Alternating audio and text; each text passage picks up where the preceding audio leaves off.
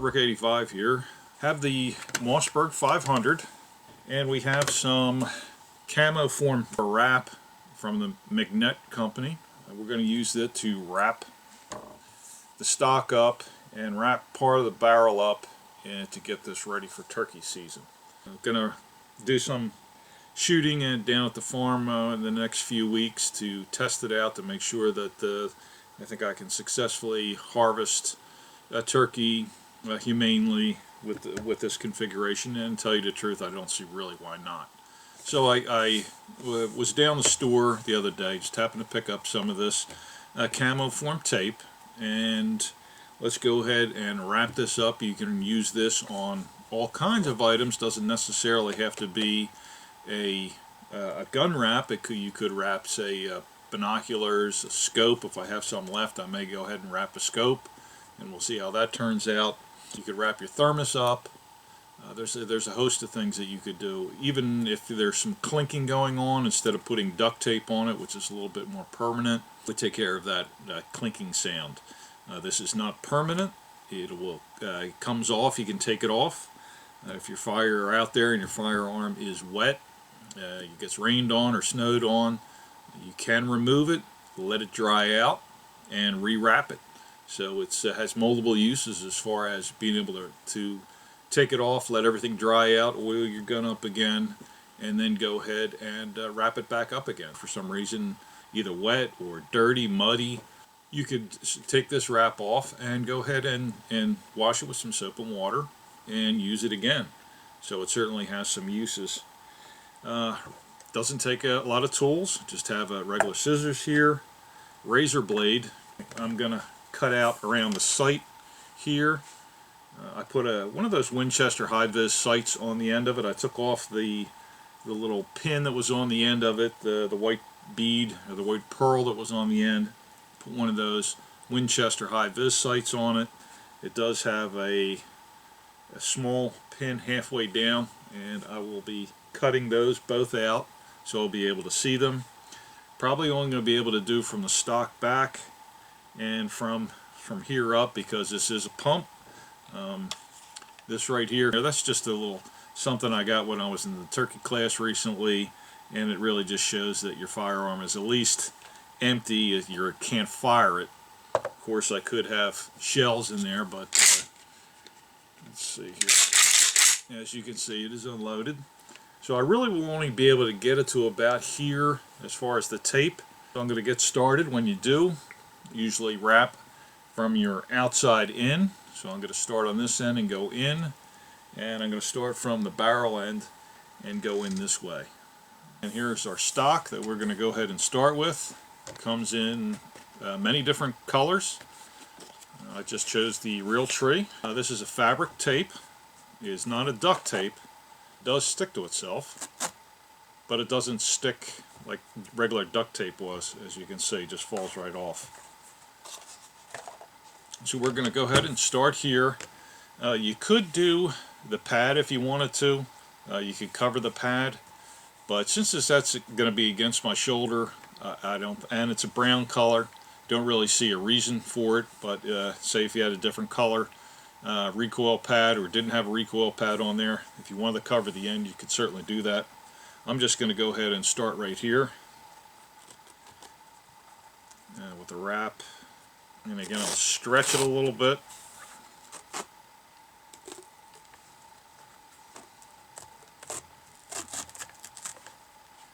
And for your first wrap, you want to just go ahead and wrap all the way around. And then as you move down, you just really have to cover it about 1/4 of an inch. So my next one, as I go around,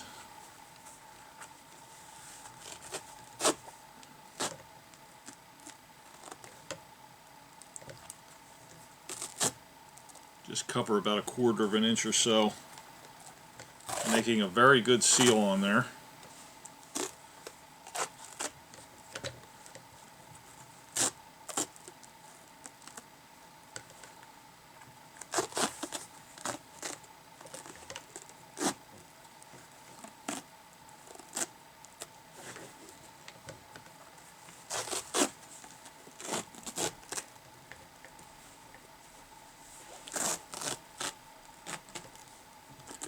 Really molds well to everything.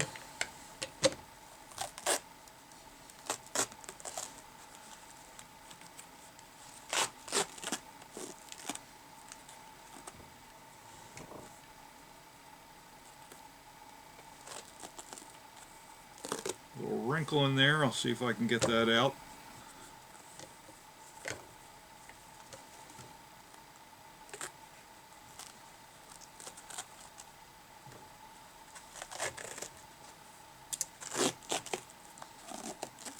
And here at the end, I'll go around one time also.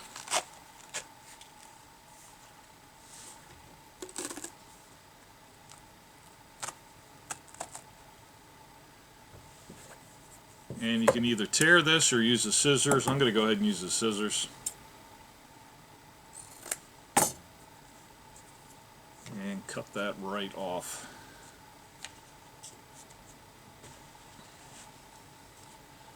It looks a little bit different.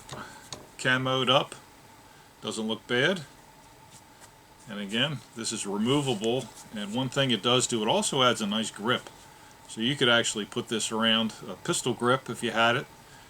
So let's go ahead and do our barrel end.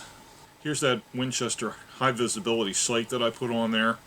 Again, took off the pearl sight and put that on there, and we'll go ahead and start around there, but I'll certainly cut out for there and we'll move on. Right now it has the Carlson's Coyote choke for the buckshot.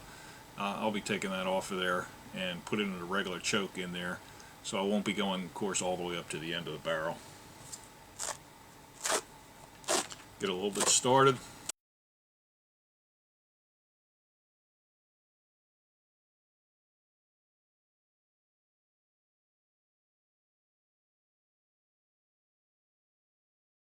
And I can feel my sight right here.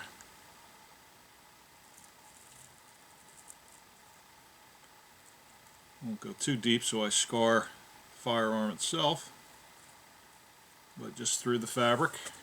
So I have a cutout, and as the fabric's a little bit loose right here, so this is a vented or ribbed barrel, so I'm just going to cut a small piece, go right around inside the rib to hold that in place. Going to cut this in half.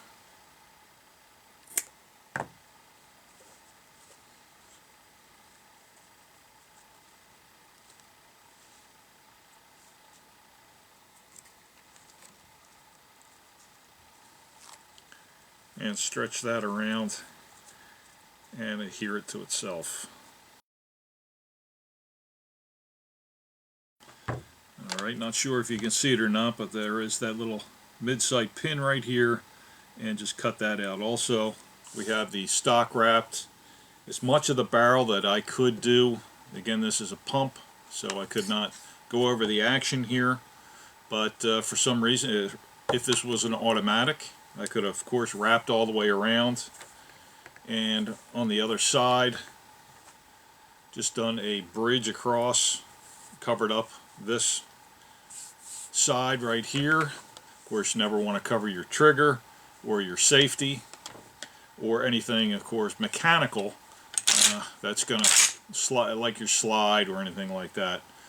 If you have a double barrel, you could, of course, wrap that all the way up. Worked out pretty well, relatively inexpensive. I'm hoping that this works out for the upcoming turkey season that we have here in Delaware, coming up in, I think, starts about April 15th or so and goes for about 4 weeks. Hey, I'll get to you later. Come on. Have, as you can see here, pretty good amount left. So I'm going to go ahead and try to do the scope on my Savage 20 gauge slug gun. The stock is camouflaged. I'm not going to do the barrel, but I think I'm just going to try to do the scope on it. So let's see how that works out. Wrap this scope up and see how that works. Of course, we have some mechanical pieces here. We have our caps that come off. This one actually does, this is a lighted scope, so it actually has a port for a battery right there also. So let's get on this scope and see how it works. I am finished with this. If I had a little bit more, I would cut out the holes for our sight adjustments and do this center in here, but didn't quite have enough. Probably needed about another 6 inches or so. This one does have a dial on the other side. This is actually for a red dot inside the scope itself. As you can see, it has a spot for the battery, and this is actually adjustable here by turning them. I'm going to go ahead and just leave that one like it is. But so there is the Savage, and I'll zoom back a little bit. I'll zoom back a little bit so you can get a good look. But also did the scope, so if you want to go ahead and do your scope, you can do it. And again, if this gets wet for any reason, if you're out there in the rain, and you can just take this off, peel this off, and let it dry, and wrap it right back on again. You have already everything cut out and set. All you would need to do is save your pieces and then go. So you have the Savage Model 220 20 gauge slug gun.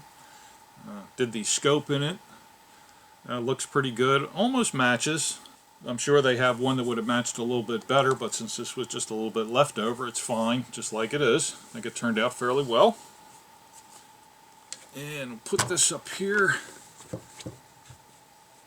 And here's the Mossburg 500 with the stock done, and as much of the barrel that I could do without interfering with the mechanics of the pump action. I think it should do fine. So I think they both turned out pretty good. Here's the Camo Form by McNett. Relatively cheap, since you can reuse it and reuse it and reuse it again. Just because you wrap one firearm with it doesn't mean you couldn't take it off and wrap another one with it. So fairly cheap. And again, there is no tape on this. This is not duct tape or any type of tape. So you're not sticking anything to your stock. You're not doing anything permanent. If I want, I could have everything off within just a couple minutes. So let me just take this opportunity to talk one more time about trying to do something for your Second Amendment rights. As you can see in a lot of my videos, there's hunting videos, there's shooting videos, there's AR-15 or AK-47 videos, shotgun, self-defense, Taurus judge. And I'm a life member of the NRA. Do you have to be a life member of the NRA? No. Do you have to be a yearly member? Absolutely not. You don't need to, again, join the National Rifle Association if you don't care to. It'd be great if you did. We'd be glad to have you as a member.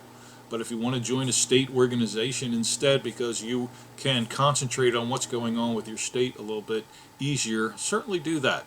This year I joined the Delaware State Sportsmen's Association. It is local to the state.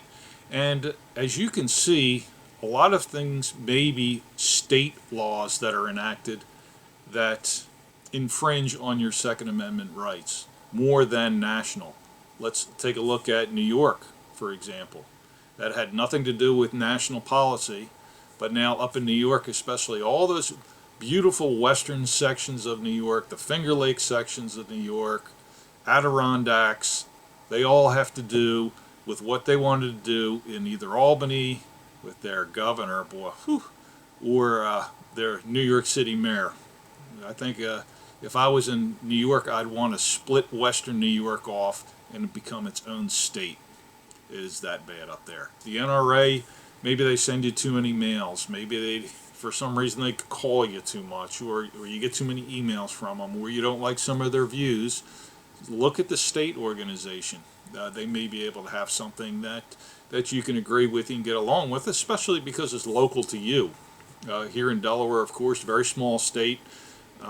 Everything that's done, it's very easy for me to keep track of what's going on because I joined the Delaware State Sportsmen's Association and get some emails on all the legislation that's going on, so I can easily contact my legislators if I see a piece of legislation that I certainly don't agree with. This year, as I mentioned, have the Mossburg going to go turkey hunting for the first year, and I joined the National Wild Turkey Federation.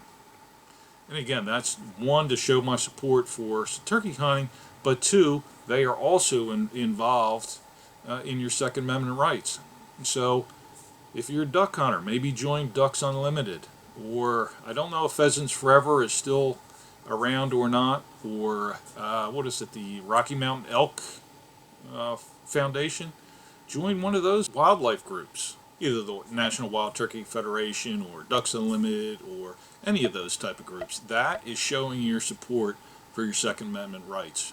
Think about that, and it may be one of the things that you may want to do.